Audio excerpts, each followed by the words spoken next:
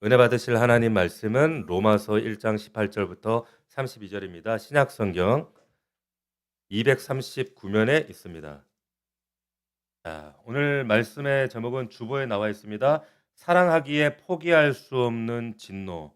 사랑하기에 포기할 수 없는 진노. 이와 같은 제목으로 로마서 강의 말씀 네 번째 말씀을 함께 은혜를 나누도록 하겠습니다. 우리 제목 한번 따라해 볼까요? 사랑하기에 포기할 수 없는 진노. 아멘. 자, 역설이기도 하죠. 제목이. 자, 오늘 말씀 우리 보게 될 텐데 우리 로마서 전체 구조를 보게 되면 우리가 지금까지 살펴본 그 지난주까지 17절까지의 말씀은 바울의 인사말과 로마서의 서론에 해당이 됐습니다. 그리고 오늘부터 이제 살펴보게 될 이제 18절부터가 본격적인 본론의 말씀이 되어집니다.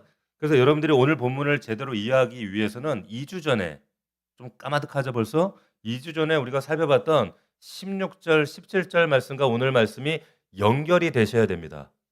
문맥이 연결이 돼야 이해하실 수가 있어요. 그래서 오늘 제가 16절부터 오늘 32절까지 본문 전체를 여러분들이 이해하시기 쉽도록 대화체 형식으로 제가 다시 구성을 해봤어요.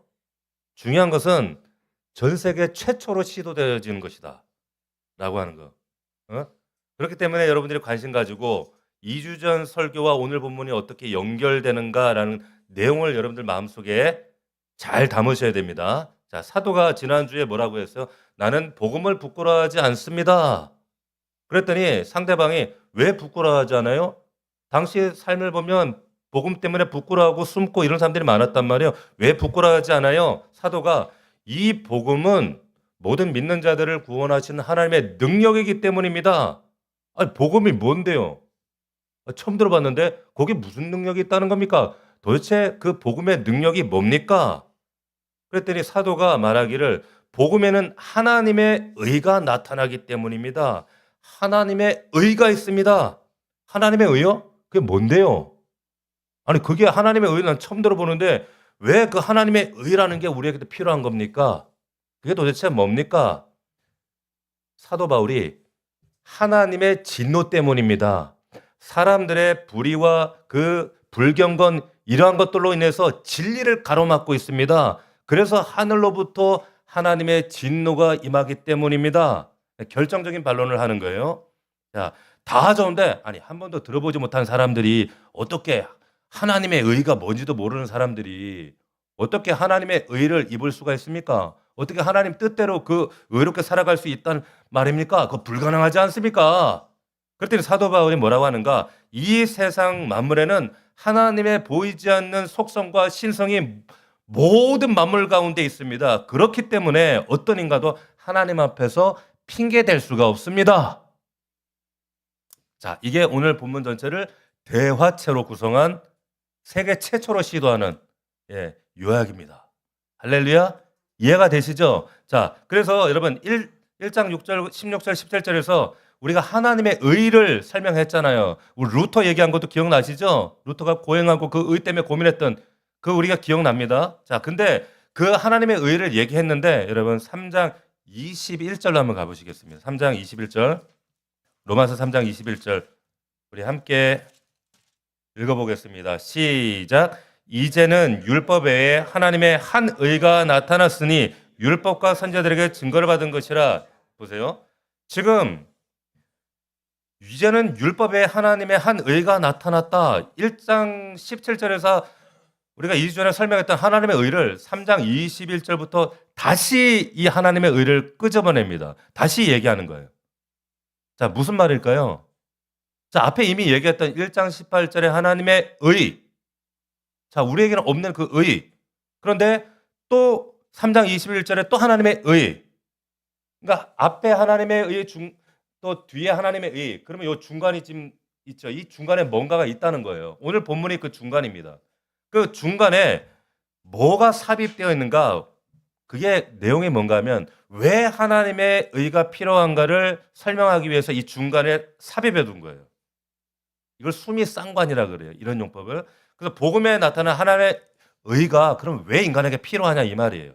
이걸 바울이 설명을 하는데 왜 인간에게는 의가 왜 없는 건지, 그리고 덧입혀 주셔야 되는 그 하나님의 의가 우리 인간에게 도대체 왜 필요한가라고 설명하는 내용이 이제 오늘 본문입니다.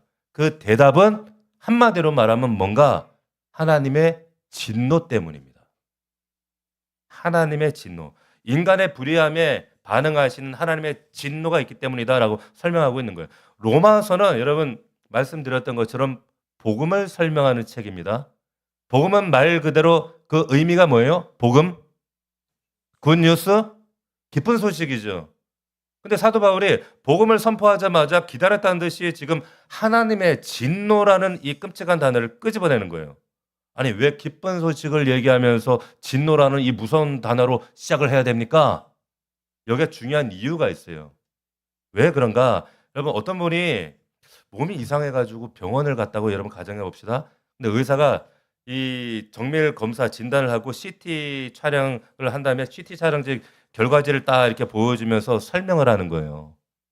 자, 당신 몸속에 이렇게 보시다시피 암세포가 치명적으로 다 퍼져 있습니다. 당장 수술하지 않으면 당신 생명이 위험합니다.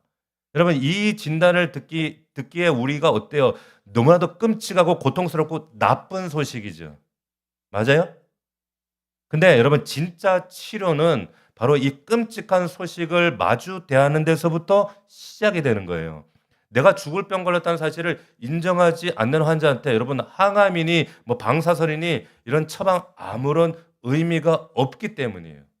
그래서 로마서가 하나님의 진노를 먼저 말하는 이유가 이겁니다. 인간의 상태가 하나님의 은혜 없이 정말 회복 불가능한 정말 절망적인 상태라는 것을 자각하게 하려는 거예요. 그래서 하나님의 진노를 얘기하는 거예요.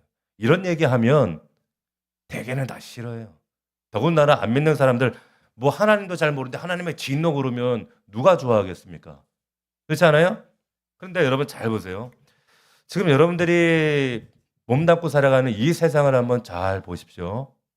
하나님 없이 하나님을 내 마음에서 몰아낸 채 자기가 주인 노릇하고 살아가는 사람들 주변에서 혹은 언론에서 여러분 잘 보시면 이 굴러가고 있는 세상이 진짜 요지경이에요. 여러분 그 우리나라 그 간통죄가 폐지된 게 언제였죠? 우리 변호사도 계시지만은 2015년도. 그죠? 2015년도에 여러분 헌법재판소에서 간통죄가 이게 위헌이다 이러고 이렇게 결정이 내렸잖아요. 아시죠? 기억나시죠? 간통죄가 폐지됐습니다. 그 예전에 결혼한 그 사람이 배우자 아닌 남자나 여자나 이렇게 성관계를 맺으면 이런 불의를 저지르면 그래서 고소를 당하면은 어떤 형사처벌을 받는지 기억나세요?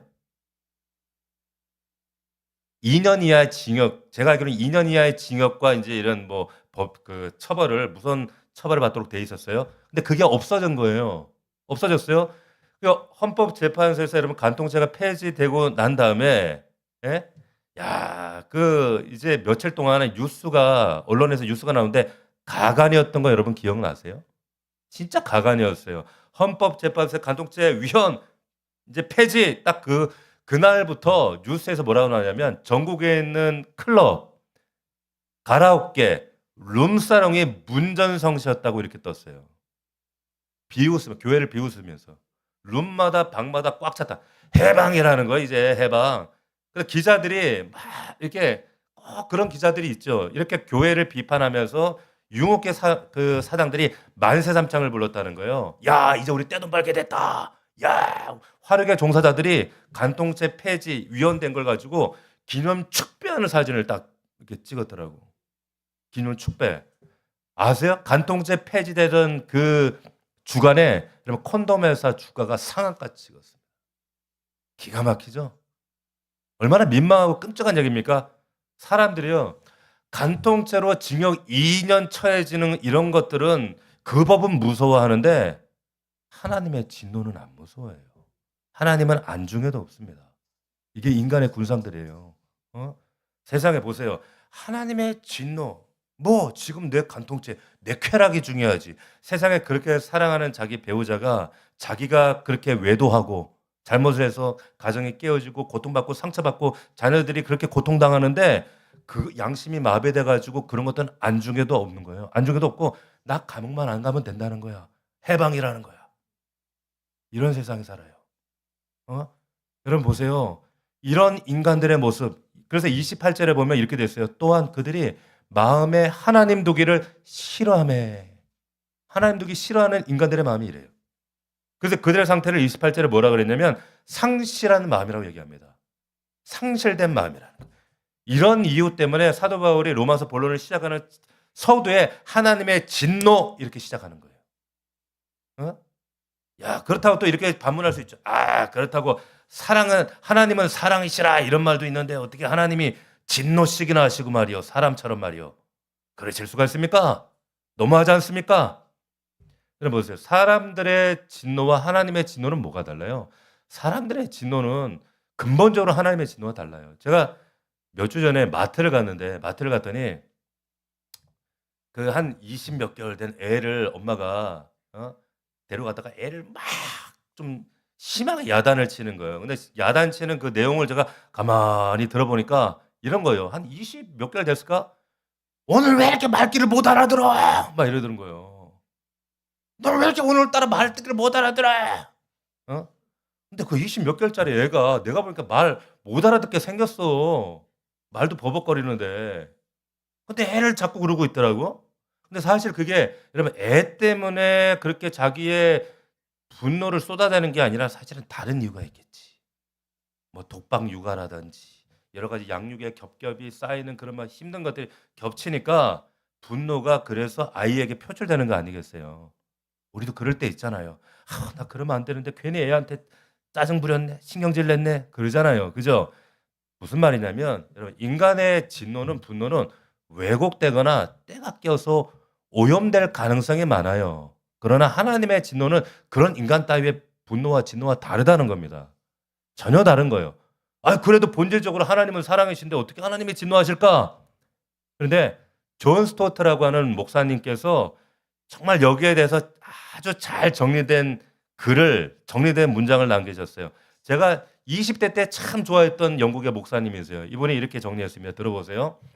죄에 맞서는 하나님의 진노는 어떤 명백한 이유도 없이 이성을 잃고 폭발하는 것이 아니다. 그분의 진노는 수수께끼 같거나 비이성적이지 않다. 그분의 진노는 예측할 수 없는 것이 아니라 오히려 언제나 예측이 가능하다. 왜냐하면 악에 의해 그리고 오직 악에 의해서만 유발되기 때문이다.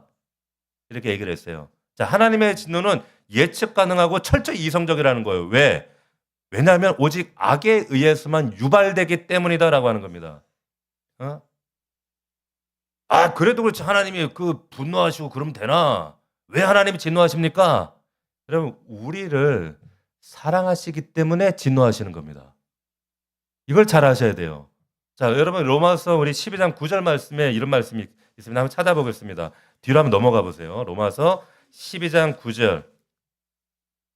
로마서 12장 9절 말씀에 보면 이런 말씀이 있어요. 한번 읽어볼까요? 같이 시작. 사랑에는 거짓이 없나니 악을 미워하고 선에 속하라. 잘 보세요. 사랑에는 거짓이 없나니 악을 미워하고 선에 속하라. 진짜 사랑은요. 거짓이 없어요. 그리고 악을 미워하는 게 진짜 사랑이라는 거예요. 무슨 말인지 아시겠어요? 하나님께서 우리 안에 있는 악을 미워하시기 때문에 하나님이 진노하시는 거예요. 만약 하나님이 우리 죄에 대해서 우리의 오염된 것에 대해서 만약에 하나님께서 진노하지 않으시면 하나님은 사랑이 아니세요. 사랑이 아니라니까 성경에 보면 하나님을 비유하는 표현에 소멸하는 불이라는 이런 표현 맹렬히 불태우시는 하나님 이런 비유가 있죠. 불이 뭡니까? 정화하는 거예요. 더러운 것들을 태우는 겁니다. 하나님을 왜 소멸하는 불로 비유를 하는가? 하나님이 맹렬히 불타는 불처럼 우리 안에 머물고 있는 악을 보시면 참을 수 없어서 우리 안에 있는 오염들을 태우신다는 거예요. 할렐루야? 그게 사랑이라는 거예요. 네? 우리를 거룩하고 순결하게 하시기 위해서 사랑하신 하나님이 진노하시는 겁니다. 악에 대해서. 자, 그러면 하나님의 진노가 임하는 구체적인 이유가 뭔가를 한번 살펴보시자는 거예요. 여러분 1장 18절 다시 한번 보시면 제가 읽습니다. 하나님의 진노가 왜 일어나는가? 진노가 불의로 진리를 막는 사람들의 모든 경건하지 않음, 경건하지 않음이 뭐예요? 불경건이죠. 경건하지 않음과 불의에 대하여 하늘로부터 나타나라니. 자, 여기 보시면 하나님의 진노가 임하는 구체적인 이유가 두 가지예요. 뭐라고요? 불경건과 불의 때문이라고 못 박습니다. 그러면 이 불경건이 뭐고 이 불의는 또 뭐냐? 그럼 불경건, 경건치 않음. 무슨 말이에요? 불경건. 그럼 영어에 보면은 영어 성경에 보면 이렇게 되어 있습니다. godliness 이렇게 되어 있어요. godliness. God 하나님. 네, L-E-N-E-S-S. 무슨 말이냐면 god하고 L가 붙으면 신이 없다는 거예요. 하나님이 없어. 근데 전미사 NESS 붙어서 그냥 명사형이 된 거죠. 그죠? 신이 없음. 내면에. 예. 다시 말하면 내 내면 안에 하나님을 내보낸 상태입니다. 이게 불경건이에요. 오해하지 마세요. 할렐루야. 이런 게 경건이고 할렐루야. 이게 불경건이 아니라 불경건은 뭐냐? 내 안에서 하나님을 내보낸 상태. 하나님 없어. 에이, 그딴 거 어딨어? 이걸 불경건이다. 이렇게 설명을 하는 거예요. 이해가 되시나요? 그러니까 하나님을 인정하는 태도입니다. 그러면 창세기에 보면은 아담과 하와가 선악과를 따먹었는데 그거 따먹어가지고 오늘날까지 지금 우리가 이렇게 고생하는 거요? 뭐 사과 하나 따먹었다고? 그렇게 생각하시면 안 된단 말이에요. 제가 설명드렸잖아요. 설마 하나님이 당신이 아끼는 것 과일 하나 따먹었다고 우리 이렇게 고생시키시는 거겠어요? 그런 뜻이 아니란 말이에요. 선악과는. 선악과. 이 아담과 하와가 선악과를 따먹었다라고 하는 의미는 제가 뭐라고 설명을 드렸어요? 뭡니까? 더 이상 하나님 간섭받지 않겠다는 거예요. 뭐라고요? 하나님 간섭받지 않겠다는 거예요. 불경건이에요, 그게. 예? 그래서 더 이상 제가 그런 말씀 드렸죠. 왜 선악과를 동산 중앙에 하나님 두셨을까? 아니 그렇게 위험한 거면 저 구석대에 사람 안 보이는 곳에 숨겨두지 왜 중앙에 세워두셨냔 말이에요.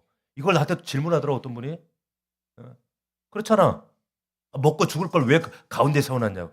잘 보세요. 여러분들 삶 가운데도 하나님은 선악과를 여러분들 삶 중앙에 세워두신단 말이에요. 여러분들이 하나님 말씀 때문에 고민하고 갈등하는 그 중앙에. 예? 선악과는 동산 중앙에 있어야 됩니다. 왜? 날마다 그 선악과 보면서 내가 이 동산에 하나님 허락하시는 에덴 동산의 모든 것들을 다 누리고 있지만 선악과 볼 때마다 어떤 생각을 해요?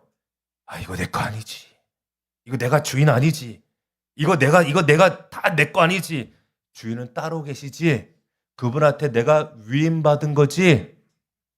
난 그렇게 위탁받은 인생이지. 이것 자각하고 살도록 만들어진 조치가 뭐예요? 선악과다라고 하는 거예요. 할렐루야? 이해가 되세요? 자, 근데 보세요. 오늘날 이 시대 보면 선악과를 따먹는 정도가 아니에요. 그냥 뿌리채 뽑아버려요. 야, 득도했는데 나도 신이고 너도 신이지. 신이 어딨어? 그딴 거 없어. 내가 인정하고 내가 납득이 돼야 진리야.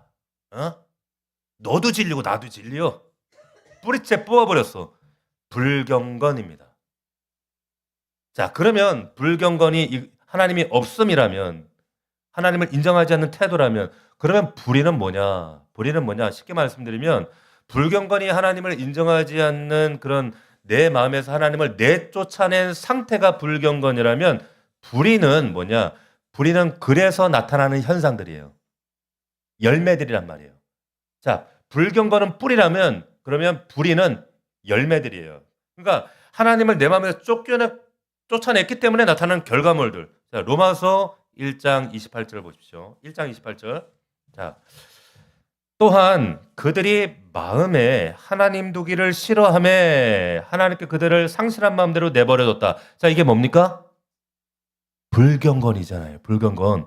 그랬더니 합당치 못한 일을 하는데 29절 우리 29절부터 같이 한번 읽어보겠습니다. 이게 불의가 뭔가 기록하고 있죠. 시작. 곧 모든 불의, 추악, 탐욕, 악의가 가득한 자요, 시기, 살인, 분쟁, 사기, 악독이 가득한 자요, 수근수근하는 자요, 비방하는 자요, 하나님께 미워하는 자요. 자 보세요. 지금 여기에 나오는 입에 담기도 불편한 이런 내용들, 이게 불경건의 열매로 결과들이 이렇게 나타나더라. 이런 모습으로 나타나더라. 근데 지금 여러분 눈으로 보고 있는 이 불의의 이 뿌리가 뭐라고요? 불경건이라는 거예요. 불경건. 불경건의 결과로 지금 읽었던 29절 30절 이런 이 열매들이 지금 나타나고 있더라. 인간 세상에 나타나고 있는 거예요. 지금 이란의 전쟁도 그렇고 트럼프 같이 이상한 짓 하는 것도 그렇고 신문지 언론에 볼 때마다 나오는 이 참혹한 뭐 부모를 트럼프 죽여 가지고 트럼프에 끌고 다니고 이런 처참한 것들이 다 거기서 있다는 거예요. 성경에 그것을 증거하고 있다라는 겁니다.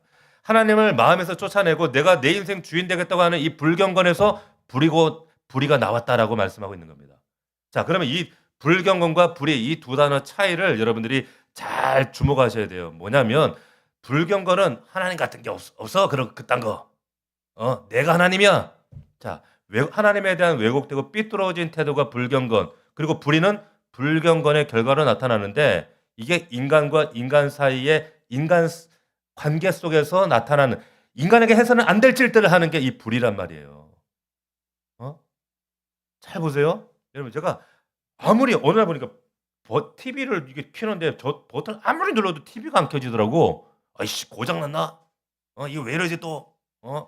이러고 있는데 보니까 전원이 안 들어오면 버튼 했는데 TV 전원이 안 들어오면 뭘 봐야 돼요? 전원 코드를 봐야 돼 TV. 무슨 말이냐면 인간 사회에 지금 수많은 이 부조리와 이 불의들이 이게 하나님과의 전원이 끊긴 불경건에서 시작됐다 그 말이에요. 다시 말하면 하나님과의 관계가 뒤틀어지면 사람과의 관계 속에서 뒤틀어집니다. 잘 아셔야 돼요. 이게 중요한 영적인 원리가 있어요. 여러분 하나님과의 관계가 깨진 불경건은요. 반드시 인간관계에 불의를 낳는다는 거예요. 잘 보세요. 하나님 관계가 뒤틀린 사람 반대로 왜 이렇게 생각해 볼 수 있죠. '아이 저분은 참 그 교회에서는 멀쩡한데 밖에 나가면 왜 저렇게 사람들하고 이렇게 맨날 치고받고 싸우고 그렇게 갈등하고 그래. 회사에서 맨날 저렇게 싸우고 그래.' 이런 분들이 있어요 없어요? 이건 상관관계입니다. 여러분 자기를 잘 돌아보세요. 사람과의 관계가 뒤틀려졌다는 것은 하나님과의 관계도 뭔가 뒤틀려진 부분이 있다 찾으시면 되는 거예요. 내가 하나님 관계에 뒤틀려진 부분이 있으면 사람과의 대인 관계 속에도 뭔가 반드시 뒤틀린 부분이 나타납니다. 이걸 영적으로 분별할 수 있는 게 이게 신자의 능력이에요. 할렐루야. 분별할 수 있기를 축원합니다. 자, 근데 이 불의함이 켜켜이 쌓이고 내 인생 가운데 에이 그 하나님 어디서 계속 놔두죠. 이게 하늘로부터 18절 보니까 언젠가 나타날 때가 있다라는 거죠. 하나님의 진노가. 저는 이 장면을 보면 떠오르는 그림이 있습니다. 그게 뭐냐면 여러분 그 에버랜드 다 가보셨죠? 가보셨죠? 에버랜드에 가면 캐리비안 베이 제가 우리 그 아들 딸 어렸을 때 캐리비안 베이를 데려갔는데 캐리비안 베이의 그 거기 중앙에 가면은 선악가 말고 뭐가 있게요? 뭐가 있어요? 아세요? 예? 안 가보셨어요? 그 중앙에 가면은 큰 물통을 매달아 놨더라고. 그 물통이 기억나실 거예요. 그 물통 매달아 놓고 거기다가 인제 있잖아요. 물을 계속 부어 주는 거야. 뭐 부어 주는데 물을 이제 이게 물이 일정량이 채워지면 어떻게 돼요? 물통이 확 뒤집어져 가지고 이제 애들이 밑에서 물벼락 맞는 거야. 그 물이 인제 막 조금씩 채워지고 그럼 애들이 막 몰려들어. 몰려들어 가지고 물벼락 맞으려고. 그 물벼락 맞으려고 나도 가 가지고 서 봤잖아. 물벼락 맞으려고. 그냥 확 엎드려지면 애들이 "와!" 소리 지르고 어른들도 좋다고 그게 뭐 좋다고 막 소리 지르고 난리도 아니잖아요. 그죠? 기억나시죠? 근데 저는요 그 캐리비안 베이 그 물통을 바라보는데 어떤 마음이 섬뜩한 표현이 생각이 드냐면 그게 환상처럼 보이는 거야. 뭘 보여주는 줄 아세요? 우리 아래 인상에 이 세상의 이 추악한 인생들 위로 하나님의 진노 바켓스 물이 점점 채워지는데 내 인생에도 물바켓스가 있거든요. 근데 그 물바켓스에 여러분들이 내가 내 욕심에 물 한 바가지만 더 부으면은 이게 확 내 인생에 뒤집어져 인생 몰락하는 장면. 자꾸 이게 보이네. 환상처럼. 여러분 그렇게 안 보여요? 그 직업병일까? 목사들은 그런 게 보여요. 직업병이지. 전 그게 섬뜩하게 보이더라고. 여러분 대한민국하고 전 세계적으로 지금 나타나고 있는 이 상상을 초월하는 이 타락한 현장들 보면 이 캐리비안 비어의 물통에 물이 채워져가는 하나님 진노가 채워져가는 그 환상이 저는 그게 점점 다가오는 것처럼 보이는 거예요. 하나님 계속 사인을 주셔요. 어. 그 하나님의 진노가 쌓아가는 인간들의 행태, 여러분 그 하나님의 진노가 쌓여갈 수밖에 없는 인간들의 행태가 여러분 성경에 오늘 우리가 읽었지만 나오잖아요. 어떻게 나옵니까? 여러분 22절 한번 보시겠어요? 스스로 지혜 있대요. 스스로 지혜 있다나 어리석게 되어. 23절 같이 읽어봅시다. 시작. 썩어지지 아니하는 하나님의 영광을 썩어질 사람과 새와 짐승과 기어다니는 동물 모양의 우상으로 바꿔버렸다는 거예요. 여러분 하나님 거부한 인간은요 결코 중립지대에 머물지 않습니다. 인간은 무언가를 예배하도록 만들어진 존재이기 때문에 하나님을 예배하지 않잖아요. 하나님 없어 밀어내면 반드시 그 자리에 대용품을, 대체물을 찾는 게 인간입니다. 그게 뭐예요? 우상이라는 거예요. 돈도 우상될 수 있고요. 자식도 우상될 수 있고요. 세상 어떤 것 다 우상될 수 있어요. 최첨단 연구소를 탁 문 열면서 그 과학자들이요 돼지머리 갖다 놓고 거기다가 대고 절하고, 이게 이성적이에요? 납득이 됩니까? 예?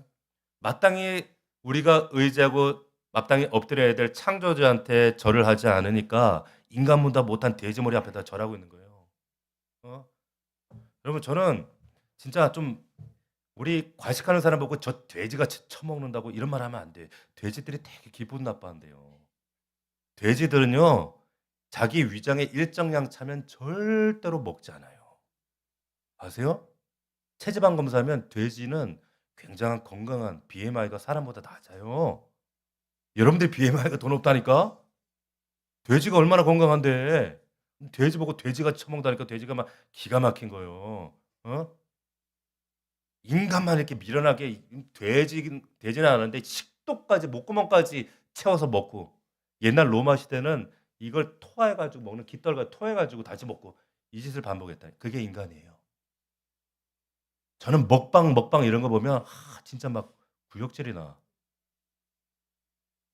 항상 하나님 죄가 관영한 그 시대적 그 멸망하던 때에 나타나는 특징이 뭐냐? 성적 타락하고 먹는 거예요. 먹는 거. 기가 막히잖아요. 여러분 동성 간의 교미예요. 인간만 여러분 교미예요. 동성 간의 교미하는 거 인간만 그렇다니까? 아니요 목사님 동물도 다, 그거는 다른 거예요. 인간하고 전혀 다른 문제예요. 여러분 27절 보십시오. 그와 같이 남자들도 순리대로 여자 쓰기를 버리고 서로 향하여 음욕이 부릴 듯하며 남자가 여자와 더불어 부끄러운 일을 향하여 그들이 그릇 때문에 상당한 봉을 그들 자신이 받아버리는 거예요. 처참하죠? 이들의 결과들이. 응?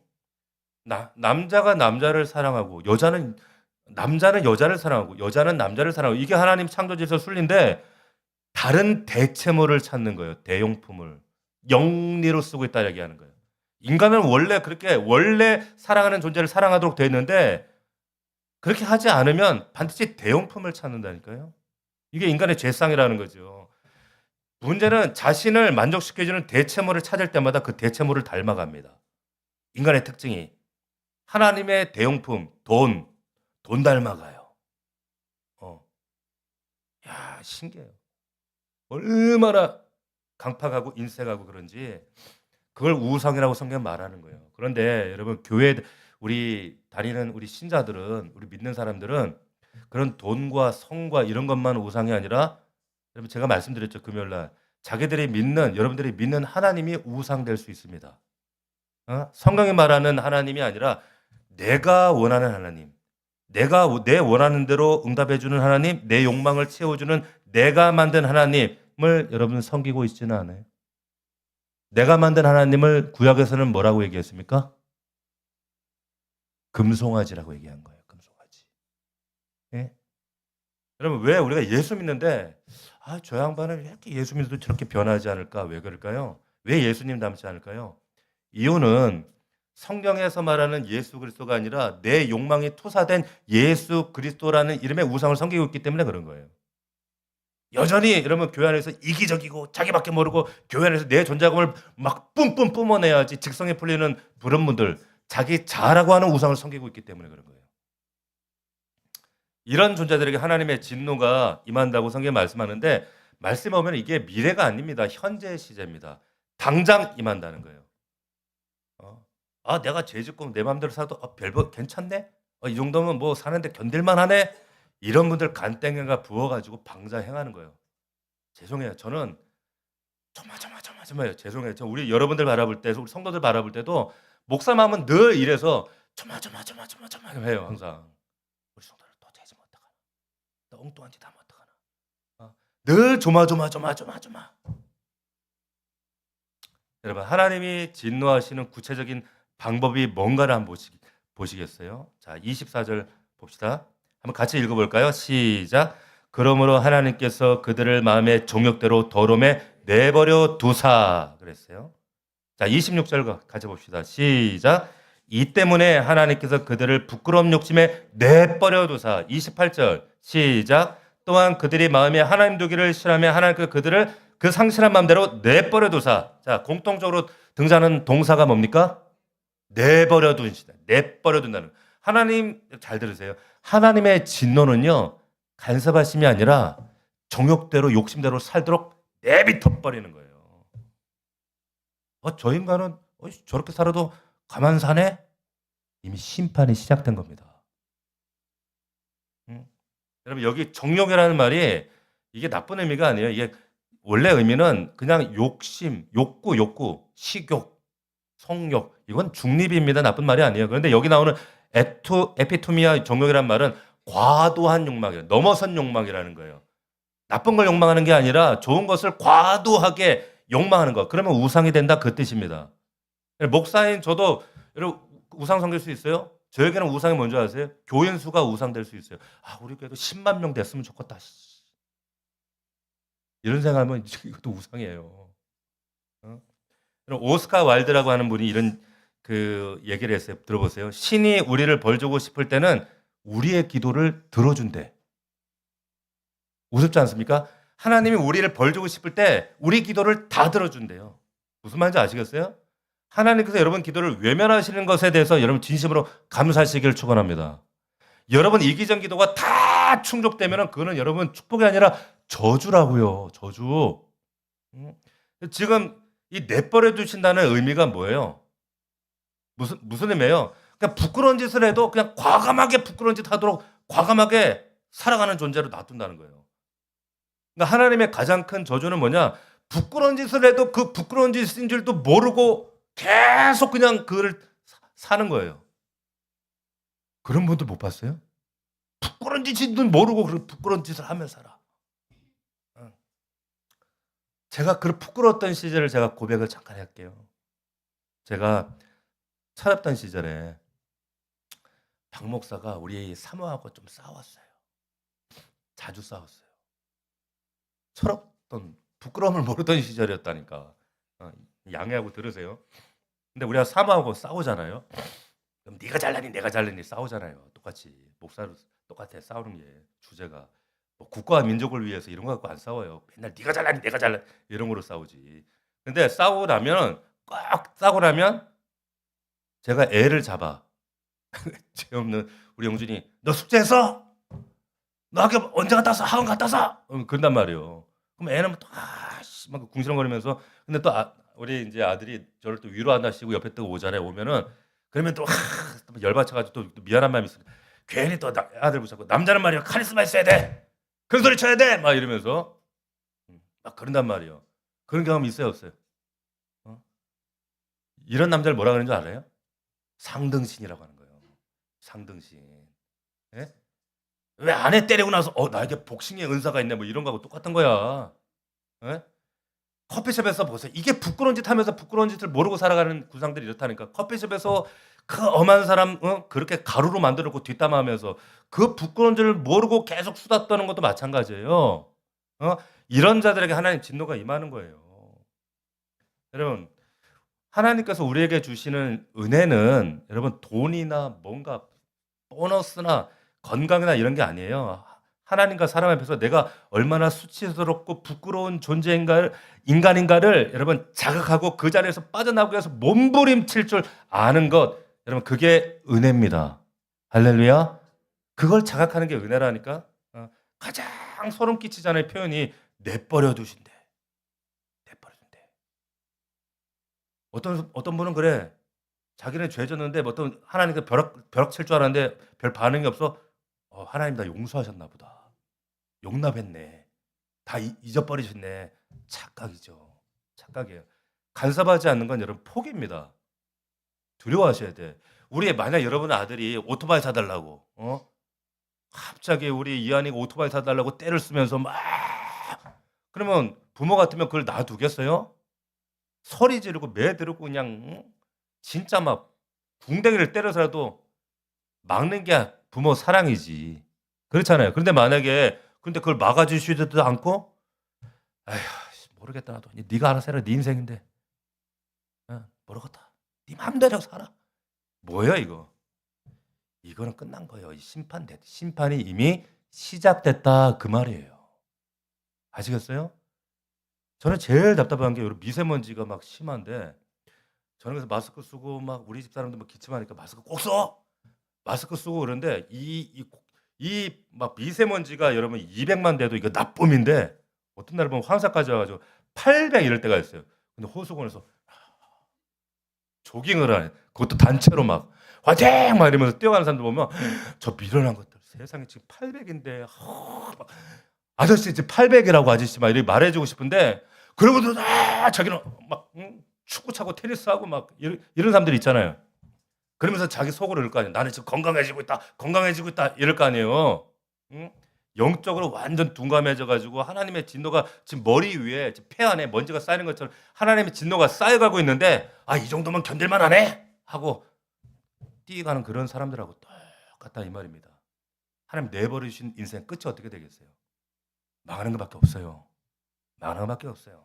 부끄러운 짓을 하면서도 부끄러운 짓인 줄 모르고 계속하는 그 상태 이런 거. 이게 여러분 28절에 보면 로마서가 경고하는 상실한 마음이다라고 얘기하는 거예요.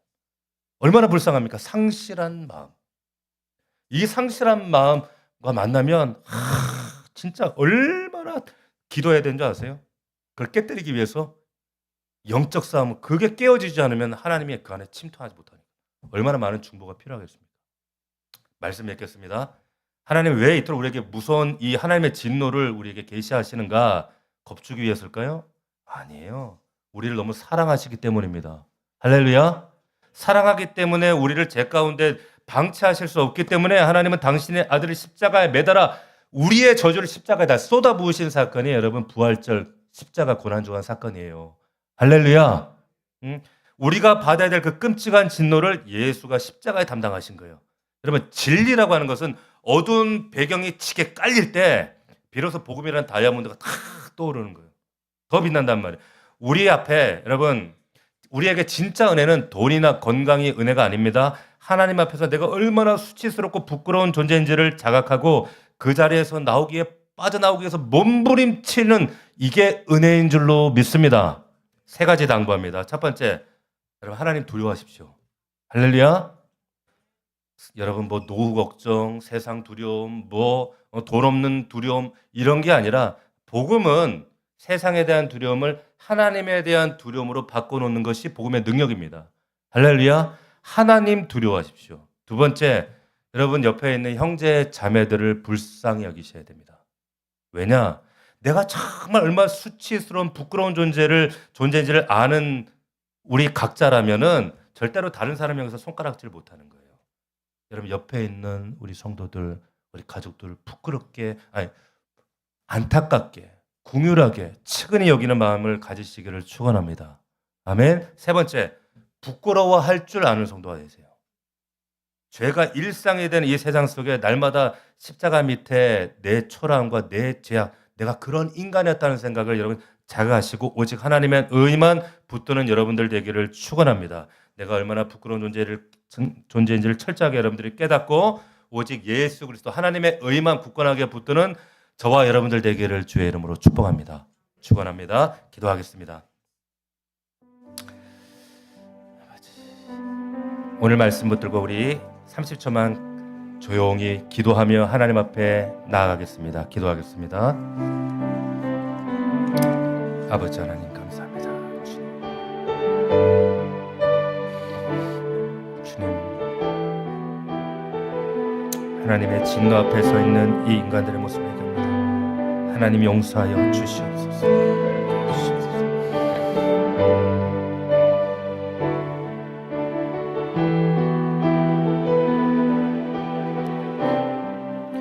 살아계신 하나님 아버지 감사합니다. 아버지 하나님, 하나님의 진노 앞에서 결단코 자유할 수 없는 우리들을 예수 십자가를 통해 우리에게 영원한 자유를 허락하신 주님 감사합니다. 하나님, 우리 세상에 펼쳐지고 있는 이 흉악한 모든 불경건과 불의를 보시고 탄식하시는 주님의 심정 가운데 우리도 함께 할 수 있는 자들 되게 하여 주시옵시고, 하나님, 우리 인생 가운데 마치 캐리비안 비에 물통이 차가는 것처럼 하나님의 진노를 켜켜이 쌓아가는 어리석은 자들 되지 않도록 도와주시옵시고, 하나님을 경외하며 두려워할 줄 아는 그러한 우리 성도들 될 수 있도록 인도하여 주옵소서. 내 옆에 있는 형제 자매들을 불쌍히 여기는 마음을 허락하시고, 또한 나 자신을 부끄러워할 줄 아는, 죄가 일상이 된 세상 가운데 날마다 그 십자가 앞에 내 처함을 고백할 줄 아는 우리 하나님의 의만 자랑하는 우리 믿음의 종들 되게 하여 주시옵소서. 예수님의 이름으로 축복기도 올려옵나이다. 아멘. 우리 자리에서 모두 일어나시겠습니다.